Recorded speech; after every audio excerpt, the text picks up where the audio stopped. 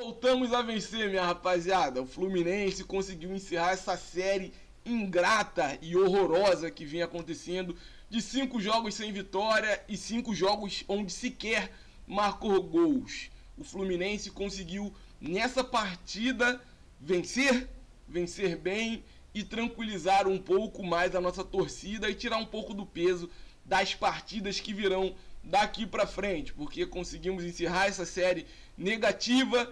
Estamos prestes a uma partida de um confronto muito importante pela Libertadores. O River Plate com certeza está mordido por conta daquele 5-1 do Fluminense no Maracanã. Não vai querer facilitar as coisas e o Fluminense vai para a Argentina um pouco mais leve. Conseguiu vencer e tivemos uma surpresa interessante. Eu vou contar para vocês ao longo do vídeo. Tem jogador que devia ter mostrado o futebol que mostrou hoje muito antes, hein? De repente a torcida não pegava tanto no pé. Mas o Fluminense conseguiu uma boa vitória. E a gente vai trazer aqui para vocês tudo o que aconteceu dentro desse jogo. Vamos falar bastante aqui nesse pós-jogo para vocês, trazer alguns números dessa partida que provam a evolução do Fluminense. Claro, a gente está aqui para dizer que o Fluminense, tudo que passou de negativo foi esquecido por conta desse jogo? Lógico que não. Tem muita coisa que a gente vai ter que ficar relembrando sempre para que, se possível, o erro não seja cometido.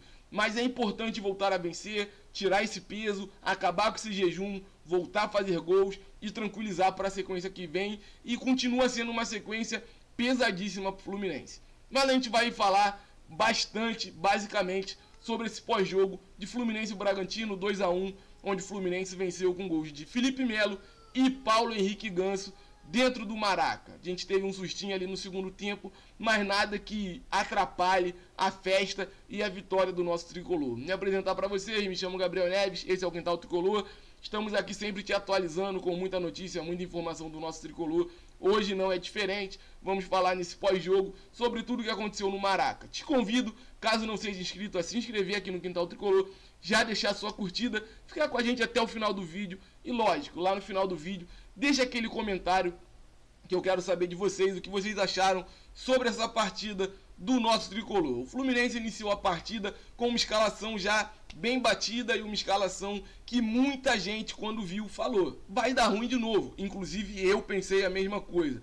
A gente veio com uma escalação bem parecida com todas as últimas. A única diferença é que o Felipe Melo, em relação ao último jogo, estava suspenso e nesse ele retornou à zaga. Fábio no gol, lateral direita, Samuel Xavier, na dupla de zaga Nini e Felipe Melo. Na esquerda tivemos o Guga, mais uma vez improvisado. Meio de campo, André, Martinelli, Lima e Paulo Henrique Ganso. No ataque, John Arias e Germancano. John Arias que, por sinal, fez uma partidaça. E eu sempre digo, quando o John Arias está bem, geralmente as coisas caminham muito bem para o nosso Fluminense. E foi o que aconteceu nessa tarde e noite no Maracanã. Então o Fluminense veio com uma escalação sem muita mudança, sem alterações praticamente, só mesmo a entrada do Felipe Melo retornando à titularidade na zaga do Fluminense.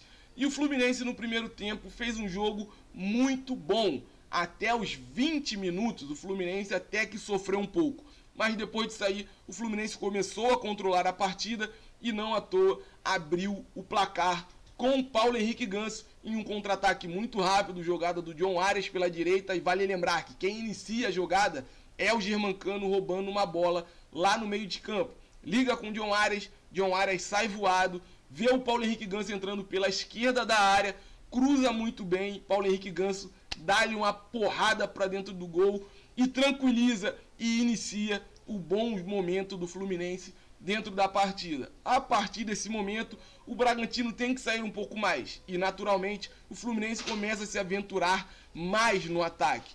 E com isso, o Fluminense tem uma oportunidade muito boa no escanteio, a bola é cruzada para a área, bate e rebate, a bola volta e cai no pé do Felipe Melo, que faz o segundo gol do Fluminense, o que dá um alívio geral para todo mundo que estava no Maracanã, todo mundo que estava em casa, todo mundo que estava em qualquer lugar desse planeta enorme e azul, torcendo para o nosso Fluminense. Aí nós vamos para o segundo tempo. Os times voltam, temos alterações na equipe do Bragantino, só que o Fluminense volta sem nenhuma alteração. O Bragantino começa a gostar do jogo e não à toa um dos jogadores que vem do banco de reservas consegue fazer um belo de um gol no segundo tempo. E assim, Não adianta culpar a zaga, não adianta culpar o Fábio, não adianta culpar ninguém, meu irmão. Do jeito que o cara acertou aquele chute, irmão, nem com 2 goleiros debaixo da mesma trave ia resolver, que foi um belo de um gol do lado do Bragantino. E o Fluminense tentou responder com algumas substituições que, na minha opinião, foram erradas pelo Fernando Diniz. Eu acho que o Lelê até entra num momento que precisava, só que entra o Lelê, sai o Paulo Henrique Ganso, aí ele coloca também o Manuel no Felipe Melo. Ali eu até entendo a entrada do Manuel, porque o Felipe Melo já vinha com um desgaste físico muito alto nessa partida, então foi uma substituição até meio que protocolar. O Fluminense continuou substituindo e colocou o Thiago Santos no lugar do Lima e colocou o David Braz no lugar do Nino. Nino que sentiu alguma coisa ali dentro da partida no segundo tempo e preferiu ser substituído para não agravar. Espero eu que não seja nenhum problema físico e que não traga nenhum problema maior para o Fluminense, nenhum prejuízo nessa temporada.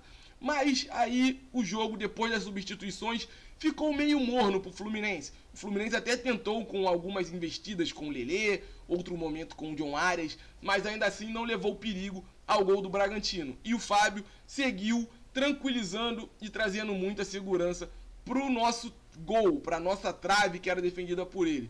E não à toa o Fluminense conseguiu essa vitória por 2-1 dentro do Maraca. Vitória boa, que traz tranquilidade, dá para o Fluminense respirar, dá um fôlego diferente. Eu acho que ainda existem coisas a serem melhoradas, principalmente na questão da escalação inicial. Eu acho que já é a hora, eu acho que já passou da hora, inclusive, de começar a colocar alguns garotos da base para ter mais oportunidades. O Esquerdinha, por exemplo, na lateral esquerda, seria uma ótima pedida. O Isaac no ataque, sacando o Martinelli do meio de campo, recuando o Lima, também seria muito bom. E claro, precisou tirar algum jogador de contenção no meio de campo, por que não testar o Edinho? Por que toda hora essa insistência no Thiago Santos, sabe? Eu acho que está na hora de começar a mudar esse pensamento, e o Fernando Diniz, eu tenho certeza que sabe que já chegou a hora disso acontecer. Só que eu não sei se ele também tem confiança nesse momento para arriscar tanto. E lógico, se o Fluminense quiser continuar seguindo e trilhando o rumo das vitórias,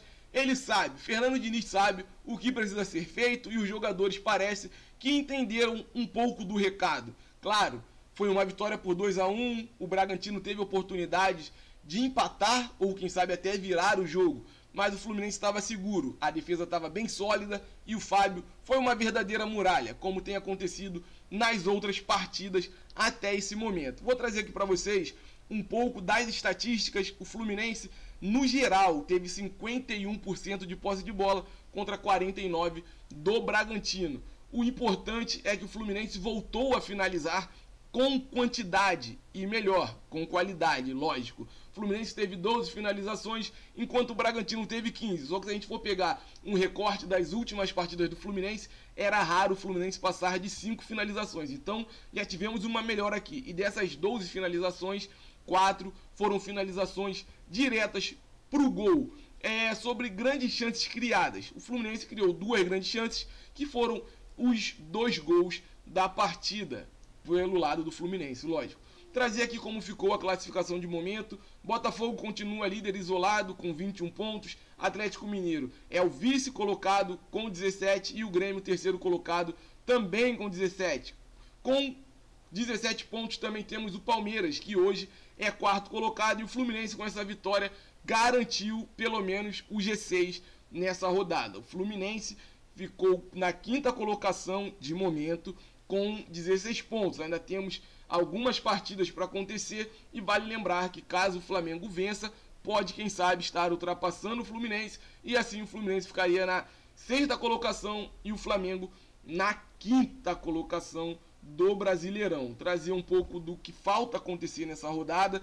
Temos hoje ainda acontecendo Goiás e Cuiabá, Palmeiras e Curitiba, e na segunda-feira, encerrando, teremos Flamengo e Vasco, Vasco e Flamengo no Maracanã.